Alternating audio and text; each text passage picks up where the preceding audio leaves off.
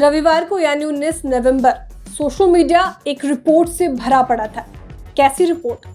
तो ऐसी रिपोर्ट जिसमें कहा गया था कि भारत $4 ट्रिलियन की अर्थव्यवस्था बन गया है। लेकिन क्या ये सच है? तो जी नहीं, ये सच नहीं है, ये खबर फेक है।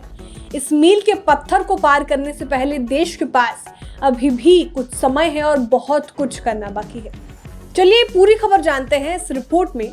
तो अनुमान के मुताबिक फाइनेंशियल ईयर 2024 में भारत की जीडीपी में कुल बढ़ोतरी 10.5% की होगी, जिससे भारत $3.7 ट्रिलियन के आंकड़े तक पहुंच जाएगा। आईएमएफ के आंकड़ों के मुताबिक अगले फाइनेंशियल ईयर में भारत की जीडीपी होगी $4.2 ट्रिलियन और भारत को जापान को पछाड़कर चौथी सबसे बड़ी अर्थव्यवस्था बनने में अभी लगेंगे 3 साल और जर्मनी को पछाड़कर दुनिया की तीसरी सबसे बड़ी अर्थव्यवस्था बनने में 1 और साल का वक्त लगेगा।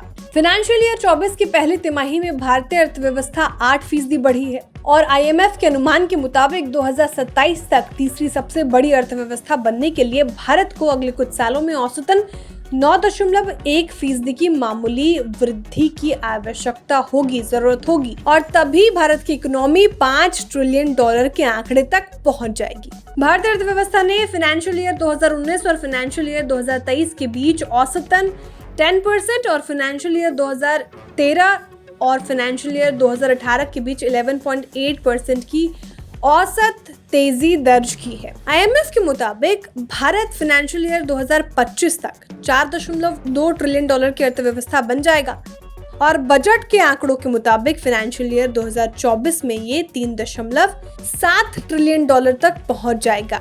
आरबीआई और विशेषज्ञों का अनुमान है कि 2024 की दूसरी छमाही में विकास की गति थोड़ी धीमी हो जाएगी। अभी दुनिया की चौथी अर्थव्यवस्था वाला देश जर्मनी है। भारत दुनिया की 5वीं सबसे बड़ी अर्थव्यवस्था वाला देश है। वही अमेरिका भी पहले नंबर पर है, जिसकी अर्थव्यवस्था की साइज $26.7 ट्रिलियन है।